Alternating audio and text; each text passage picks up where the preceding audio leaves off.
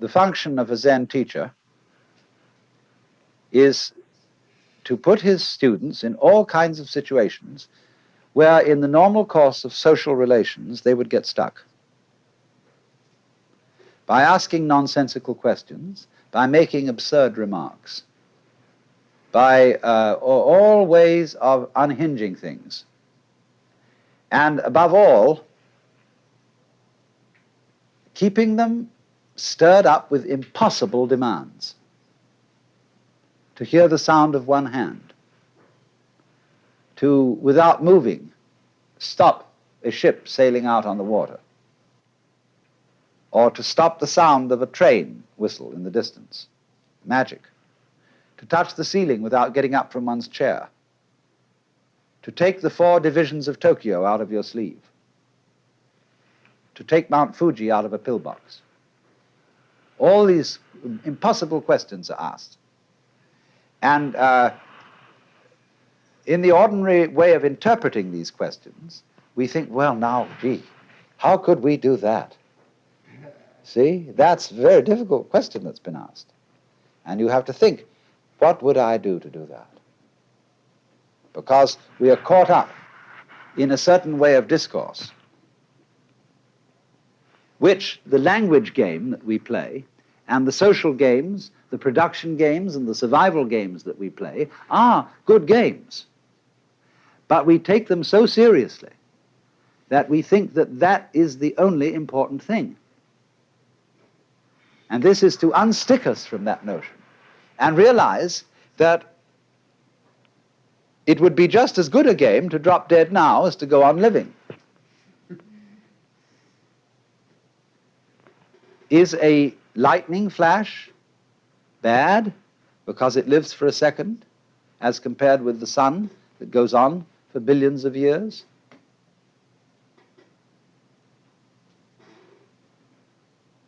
You can't make that sort of comparison, because a world of lightning goes also with a world where there's a sun, and vice versa. So long-lived creatures and short-lived creatures go together. That's the meaning of that saying. Flowering branches grow naturally, some short, some long. So this then is a scene in a Zen community where spontaneous behavior is encouraged within certain limits. And as the student becomes more and more used to it, those limits are expanded until eventually he can be trusted to go out on the street and behave like a true Zen character and get by perfectly well.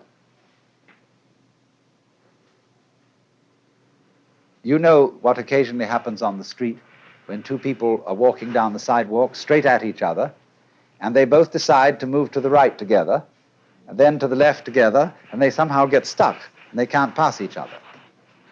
Zen teachers will pull just exactly that sort of stunt when going down a path and meet one of their students, to see if they can get him in a tangle, and can he escape from it. And you will find in everyday life that there is a very clear distinction between people who always seem to be self-possessed and people who are dithering and nervous and don't quite know how to react in any given situation, always getting embarrassed because they have their life too strongly programmed. You said, I mean, this is a common marriage argument. You said you would do such and such a thing at such and such a time. And now you've changed your plans. Not that the change of plans really caused any inconvenience, but just the feeling that when you say you will do something at a certain time, you ought to do it at that time, come hell or high water. Well, that's being very unadaptable. That's being a stone kind of sticky thing. If it, after all, doesn't matter when we do it, and somebody is offended because the time has been changed, that's simply because they are attached to punctuality as a fetish. And this is one of the great problems. This causes many automobile accidents. Men rushing home to be on time for dinner when they stayed late either working or they had to stop for a drink at some bar, or when the girl feels that she has to, if she has a fussy husband and she feels she has to have the dinner ready at exactly a certain moment, she ruins the cooking. You'd rather have a faithful wife and a bad cook. I hope I'm not treading on any toes.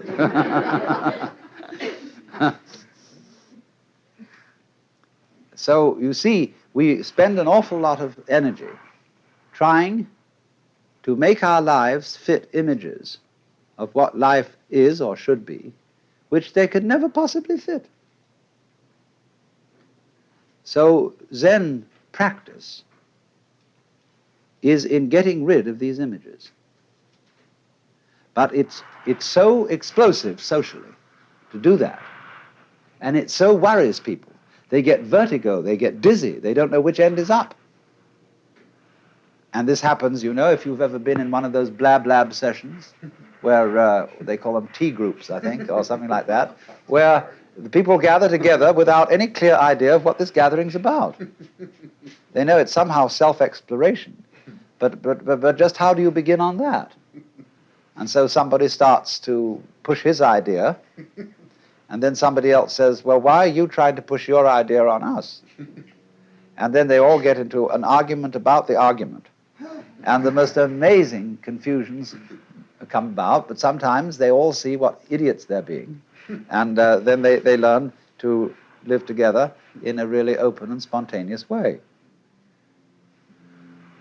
There was a very interesting dinner party once where a Zen master was present, and there was a geisha girl who served so beautifully and had such style that he suspected she must have some Zen training.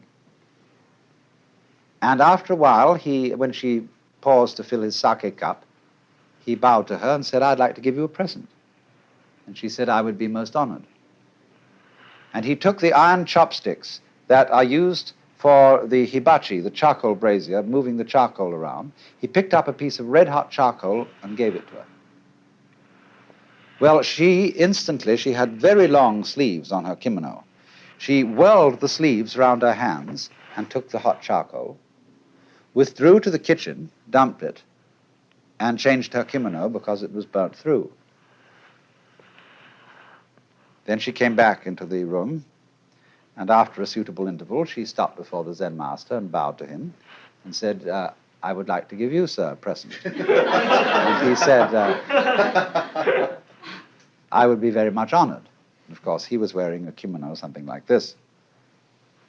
And so she picked up a piece of coal and offered it to him. He immediately produced a cigarette and said, thank you, that's just what I needed.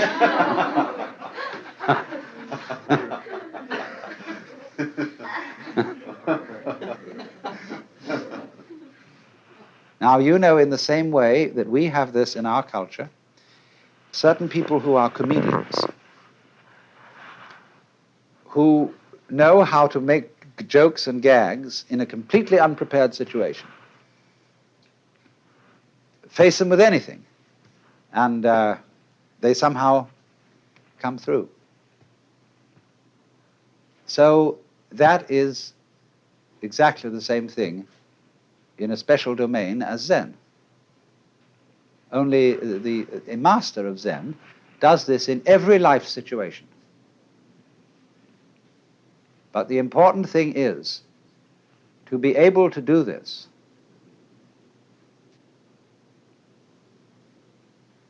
This is the secret. You must remember, you can't make a mistake. Now, that's a very difficult thing to do, because from childhood up, we have had to conform to a certain social game. And if you're going to conform to this game, you can make mistakes or not make mistakes. And so this thing has gone into us all the time. You must do the right thing. There's certain conduct appropriate here, there's certain conduct appropriate there. And that sticks in us and gives us a double self all our lives long, because we never grow up. Do you realize that the whole of life plays a game? which is a childhood game. There are three kinds of people: top people, middle people, and bottom people. And there can't be any middle people unless there are bottom people and top people. There can't be any top people unless there are middle and bottom people. And so it goes. And everybody's trying to be in a top set. Well, if they're going to be there, there's got to be someone in a bottom set. And the people who do the right thing and the people who do the wrong thing. Here in Sausalito, we have this very, very plainly. There are the right people, the nice people who live up on the hill. Then there are the nasty people who live down here on the waterfront, and they grow beards, and they wear blue jeans, and they smoke marijuana, and whereas the other people on the top of the hill drive Cadillacs and have wall-to-wall carpeting and nicely mowed lawns, and their particular kind of poison is alcohol. Now, the people who live on the top of the hill know that they're nice people. But they wouldn't know they were nice people unless they had some nasty people to compare themselves with. Every in-group requires an out-group, whereas the nasty people think they are the real far-out people, whereas those people, those hillbillies, are squares. And they wouldn't be able to feel far out unless there were squares. See? These things simply go together. But when that is not seen, we play the games of getting on top of things all the time. And so we're in a constant state of competition as to, if it's not I'm stronger than you, it's I'm wiser than you, I'm more loving than you, I'm more tolerant than you, I'm more sophisticated than you. It doesn't matter what it is, but this constant competition is going on. In terms of that competition, we can, of course, lose place and in that sense make mistakes. But what a Zen student is a person who is not involved in the status game. That's the real meaning of a monk. He is not keeping up with the Joneses, and to be a master, he must get to the point where he's not trying to be a master. The whole idea of your being better than anybody else simply doesn't make any sense at all. It is totally meaningless. Because you see everybody manifesting the marvel of the universe in the same way as the stars do, and the water, and the winds, and the animals. And you see them all as being in their right places and not being able really to make mistakes, although they may think they're making mistakes or not making mistakes, and playing all these competitive games. But that's their game. Now, I only say, if that game begins to bore you, and it begins to trouble you and give you ulcers and all kinds of things, then you raise the problem of getting out of it. And therefore you start to become interested in things like Zen. That is simply a symptom of your growing in a certain direction, where you are tired of playing a certain kind of game. You are as naturally flowing in another direction as if a tree were putting out a new branch. So because you say, oh, well, we people are interested in higher things, you see, that depends still on the differentiation of rank between the superior and the inferior people. But when you begin to see through that and grow out of that, you don't think anymore of this superior and inferior classification. You don't think we are spiritual people who attend to higher things as distinct from these morons who are only interested in beer and television. This is simply our particular form of life. Like there are crabs, and there are spiders, and there are sharks, and there are sparrows, and so on.